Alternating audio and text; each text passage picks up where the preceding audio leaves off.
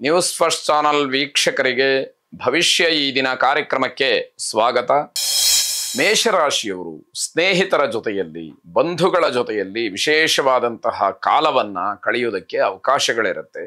ನಿಮ್ಮ ಕಷ್ಟ ಸುಖಗಳನ್ನು ಮಾತಾಡಿಕೊಳ್ಳೋದಕ್ಕೆ, ವ್ಯಾವಹಾರಿಕವಾಗಿ ನಿಮ್ಮ ಸಾಧನೆ ಆಗಲಿ ಅಥವಾ ನಿಮ್ಮ ಯೋಚನೆಗಳನ್ನಾಗಲಿ ಅವರ ಜೊತೆಯಲ್ಲಿ ಹಂಚಿಕೊಂಡು ಕೆಲವು ಸೂಕ್ತ ಸಲಹೆಗಳನ್ನು ಪಡ್ಕೊಳ್ಳೋದಕ್ಕೆ, ಅವರ ಜೊತೆಯಲ್ಲಿ ಉತ್ತಮವಾದಂತಹ ಭೋಜನವನ್ನು ಮಾಡೋದಕ್ಕೆ, ಇದೆಲ್ಲವುದಕ್ಕೂ ಕೂಡ ಈ ದಿವಸ ಅವಕಾಶಗಳಿರುತ್ತೆ. ಹೀಗೆ ಅವಕಾಶಗಳು ಏನಾಗುತ್ತೆ ಅಂತಂದ್ರೆ ಗ್ರಹಗತಿಯ ದೃಷ್ಟಿಯಿಂದ ಒದಗಿ ಬರುತ್ತೆ. ಆದ್ರೆ ಕೆಲವು ಸಂದರ್ಭದಲ್ಲಿ ನಮ್ಮ ಪ್ರಯತ್ನಗಳಿಲ್ಲದೆ ಇದ್ರೆ ಇದು ಯಾವುದು ಕೂಡ ನಡೆಯುವುದಿಲ್ಲ. ಕೆಲವೊಂದು ಸಾರಿ ನಮ್ಮ ಪ್ರಯತ್ನ ಏನೂ ಇರುವುದಿಲ್ಲ, ತನ್ನಿಂದ ತಾನೇ ಎಲ್ಲವೂ ಕೂಡ ವ್ಯವಸ್ಥೆ ಆಗುವಂಥದ್ದಿರುತ್ತೆ. ಇವೆಲ್ಲ ಸೂಕ್ಷ್ಮಗಳನ್ನ ಗಮನಿಸ್ಕೊಳ್ಬೇಕಾದಂಥದ್ದು ಅತಿ ಮುಖ್ಯವಾಗತ್ತೆ. ಆಹಾರದ ಅಗತ್ಯತೆ ಯಾರಿಗಿರುತ್ತೆ, ಯಾರು ಹಸಿವಿನಿಂದ ಬಳಲ್ತಾ ಇರ್ತಾರೆ ಅಂಥವರಿಗೆ ಅನ್ನದಾನ ಮಾಡಿ.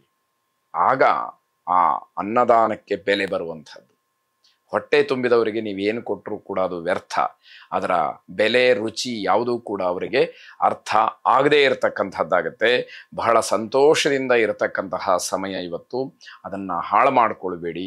ನಿಮ್ಮ ಜೀವನದಲ್ಲಿ ಯಾವುದಾದ್ರೂ ಉತ್ತಮವಾದಂತಹ ಕೆಲಸಗಳನ್ನು ಮಾಡಬೇಕು ಅನ್ನುವಂಥ ಅಪೇಕ್ಷೆ ಇದ್ದರೆ ಖಂಡಿತವಾಗಿ ಈ ದಿವಸ ಅದಕ್ಕಾಗಿ ಸಮಯವನ್ನು ಮೀಸಲಿಟ್ಟು ನಿಮ್ಮ ಪ್ರಯತ್ನವನ್ನು ಮಾಡಿ.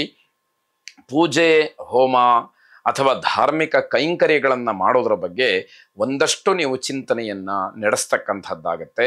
ಹಾಗೆ ಪ್ರಯತ್ನಗಳು ನಡೆದಾಗ ನಿಮಗೆ ಅದರ ಸಫಲತೆ, ಅದರ ಪರಿಣಾಮ, ಫಲಿತಾಂಶ ಇವೆಲ್ಲವೂ ಕೂಡ ನಿಮಗೆ ಉತ್ತಮವಾಗಿ ಆ ಧರ್ಮ ಶ್ರದ್ಧೆಗನುಗುಣವಾಗಿ ಸಿಗ್ತಾ ಹೋಗುವಂಥದ್ದು.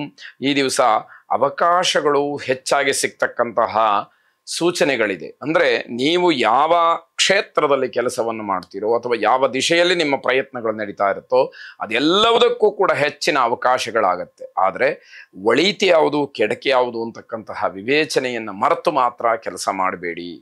ಅದು ನಿಮಗೆ ದೊಡ್ಡ ತೊಂದರೆಗೆ ಕಾರಣವಾದೀತು. ಯೋಚನೆಯನ್ನು ಬಿಟ್ಟು ಮಾಡಿದಾಗ ಯಾವುದೋ ಇವತ್ತು ನನಗೆಲ್ಲ ಸರಳ ಸುಲಭವಾಗಿ ಸಿಗ್ತಾ ಇದೆ, ನಾನು ಅಂದುಕೊಂಡ ಹಾಗೆ ಎಲ್ಲವುದು ಆಗ್ತಾ ಇದೆ ಅಂತ ಹೇಳಿ ಏನಾದರೂ ದುರುಪಯೋಗ ಮಾಡಿಕೊಳ್ಳುವ ಪ್ರಯತ್ನ ನಡೆದರೆ ಖಂಡಿತವಾಗಿ ತೊಂದರೆ ಇದ್ದೇ ಇದೆ. ಅನ್ನಪೂರ್ಣೇಶ್ವರಿಯನ್ನ ಪ್ರಾರ್ಥನೆ ಮಾಡಿ. ಶುಭವಾಗಿ. ವೃಷಭ ರಾಶಿ, ಮಕ್ಕಳಿಗೋಸ್ಕರವಾಗಿ, ಮಕ್ಕಳ ವಿದ್ಯಾಭ್ಯಾಸ, ಬೇರೆ ಬೇರೆ ಚಟುವಟಿಕೆ ಇತ್ಯಾದಿಗಳಿಗೋಸ್ಕರವಾಗಿ ಹೆಚ್ಚು ಹಣವನ್ನು ಒದಗಿಸ್ಬೇಕಾಗತ್ತೆ. ಹಣ ಇದ್ದವರಿಗೆ ಪರವಾಗಿಲ್ಲ, ಅದು ಯಾವ ಚಿಂತೆಯೂ ಅಲ್ಲ.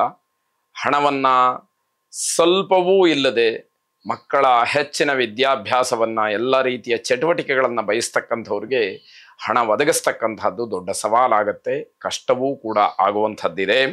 ಅನಗತ್ಯವಾದಂತಹ ವೆಚ್ಚಗಳಿಗೆ ಸ್ವಲ್ಪ ಕಡಿವಾಣವನ್ನು ಹಾಕಿದರೆ ಸ್ವಲ್ಪ ಹಣ ಸಂಗ್ರಹ ಆಗಬಹುದು ಅಥವಾ ಉಳಿಬಹುದು ಅನ್ನುವಂಥದ್ದು ನಿಮಗೆ ಇಲ್ಲಿ ಗೊತ್ತಾಗುವಂಥದ್ದು.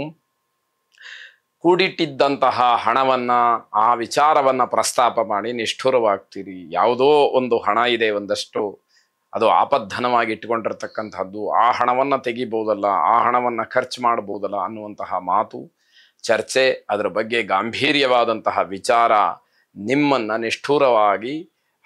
ನಿಷ್ಠೂರವನ್ನು ಮಾಡಿಕೊಳ್ಳೋ ಹಾಗೆ ಮಾಡುತ್ತೆ ಅಂತ ಅರ್ಥ. ಸ್ವಲ್ಪ ಮನಸ್ಸಿಗೆ ಸಮಾಧಾನ ಸಿಕ್ಕಿದ್ರೂ ಕೂಡ ನಿಷ್ಠುರವಾಗಿರ್ತಕ್ಕಂಥದ್ದು ಎಲ್ಲೋ ಒಂದು ಕಡೆ ನಿಮ್ಮನ್ನು ಕೊರೆಯುವಂಥದ್ದಾಗತ್ತೆ. ವಾರದ ಕೊನೆಯಲ್ಲಿ ಸಾಲವನ್ನು ಮಾಡಬೇಕಾದಂತಹ ಪರಿಸ್ಥಿತಿ ಒದಗಿ ಬರಬಹುದು ಅನ್ನುವಂತಹ ಸೂಚನೆ ಈಗ ಇವತ್ತು ನಿಮಗೆ ತಿಳಿಬೇಕಾದಂಥದ್ದು.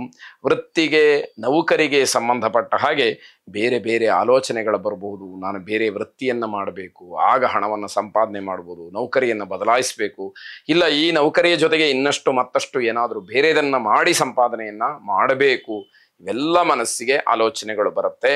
ಕುಬೇರ ಲಕ್ಷ್ಮಿಯನ್ನು ಪ್ರಾರ್ಥನೆ ಮಾಡಿ ಆರ್ಥಿಕವಾಗಿರತಕ್ಕಂತಹ ಸಂಕಷ್ಟ ಒಳ್ಳೆಯ ರೀತಿಯಲ್ಲಿ ಬಗೆಹರಿಯಲಿ ಅಂತಕ್ಕಂಥದ್ದು ಶುಭವಾಗಿದೆ. ಮಿಥುನ ರಾಶಿಯ ಮಾತೆಯರಿಗೆ ಸ್ವಲ್ಪ ಆರೋಗ್ಯ ಸಮಸ್ಯೆ ಕಾಡುವಂತಹ ದಿವಸ. ಅದು ದೊಡ್ಡ ಮಟ್ಟದಲ್ಲೇ ಸಮಸ್ಯೆಯನ್ನು ಮಾಡುತ್ತೆ ಅನ್ನುವಂತಹ ಸೂಚನೆಗಳು. ವ್ಯಾವಹಾರಿಕವಾಗಿ ಯಾವುದೇ ಸಮಸ್ಯೆಗಳಿದ್ರೂ ಕೂಡ ಸರಿಯಾದಂತಹ ರೀತಿಯಲ್ಲಿ ನಿಭಾಯಿಸ್ತಕ್ಕಂತಹದ್ದು ಬಹಳ ಒಳ್ಳೆಯದಾಗಿರುತ್ತೆ. ಇಲ್ಲದೇ ಇದ್ದರೆ ಆ ವ್ಯವಹಾರ ಮುಂದಿನ ದಿನಮಾನದಲ್ಲಿ ಹೆಚ್ಚಾಗಿ ಬೆಳೆದು ಎಲ್ಲ ರೀತಿಯಿಂದಲೂ ಆರ್ಥಿಕವಾಗಿ, ಮಾನಸಿಕವಾಗಿ, ಸಾಮಾಜಿಕವಾಗಿ ಹಾಗೆ ಕಾನೂನಾತ್ಮಕವಾಗಿ ನಿಮಗೆ ದೊಡ್ಡ ಸಮಸ್ಯೆ ಆಗಬಹುದು ಅನ್ನುವಂಥದ್ದು. ಕಹಿಯ ಸನ್ನಿವೇಶಗಳು ಸಂಬಂಧಿಕರಲ್ಲಿ ಕಾಣುತ್ತೆ. ಆದರೆ ನೀವು ಗಮನಿಸ್ಕೊಳ್ಬೇಕು, ಯಾವಾಗ ಅದು ಒಂದು ವ್ಯವಸ್ಥೆಯನ್ನ ಬಿಟ್ಟು ಬೇರೆ ಕಡೆಗೆ ಹೋಗ್ತಾ ಇದೆ ಅನ್ನುವಂಥದ್ದು ಗೊತ್ತಾದಾಗ ನೀವು ಆದಷ್ಟು ಎಚ್ಚರಿಕೆಯಿಂದ ಜಾಗ್ರತೆಯಿಂದ ಇರಬೇಕಾದಂಥದ್ದು, ಬುದ್ಧಿವಂತಿಕೆಯಿಂದ ವರ್ತಿಸಬೇಕಾದಂಥದ್ದು ಅತಿ ಮುಖ್ಯವಾಗುತ್ತೆ. ನಿಮ್ಮ ಮಾತುಗಳಲ್ಲಿ ಮೃದುತ್ವ ಇರಲಿ, ಗಟ್ಟಿಯಾಗಿ ಮಾತಾಡಿ ನೀವು ನಿಷ್ಠುರ ಆಗ್ತಕ್ಕಂಥದ್ದು ಬೇಡ. ಯಾರ ಜೊತೆಯೂ ಕೂಡ ವೈಮನಸ್ಯ ಬೇಡ. ಬಹಳ ಸಮಾಧಾನವಾಗಿ ಸರಳವಾಗಿ ಮಾತಾಡಿ ನಿಮ್ಮ ಕರ್ತವ್ಯ ಏನಿದೆ ಅದನ್ನು ಪೂರೈಸುವ ಬಗ್ಗೆ ಆಲೋಚನೆಗಳಿರಲಿ.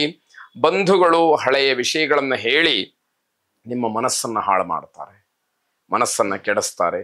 ಹಿಂದೆ ಯಾವತ್ತೋ ಏನೋ ನಡೆದು ಹೋಗಿರುತ್ತೆ, ಅದೆಲ್ಲ ಇತ್ಯರ್ಥವಾಗಿ ಮುಗಿದೋದಂತಹ ಅಧ್ಯಾಯ. ಆದರೆ ಮತ್ತೆ ಮುನ್ನೆಲೆಗೆ ತರ್ತಾರೆ. ಶಾಂತವಾಗಿದ್ದಂತಹ ಮನಸ್ಸು ಏನೋ ಒಂದು ರೀತಿಯಲ್ಲಿ ವಿಚಲಿತವಾಗುತ್ತೆ, ಮನಸ್ಸು ಕೆರಳುತ್ತೆ, ಕೋಪ ಇತ್ಯಾದಿಗಳು ಬರುವ ಹಾಗೆ ಮಾಡುತ್ತೆ, ತಾಳ್ಮೆಯ ಕಟ್ಟೆ ಒಡೆಯುತ್ತೆ ಅನ್ನುವಂಥದ್ದೆಲ್ಲ ಆಗತ್ತೆ. ನಿಮ್ಮ ತಾಳ್ಮೆ ಕಳ್ಕೊಳ್ತಕ್ಕಂಥದ್ದು ಮಾತ್ರ ಸೂಕ್ತವಲ್ಲ.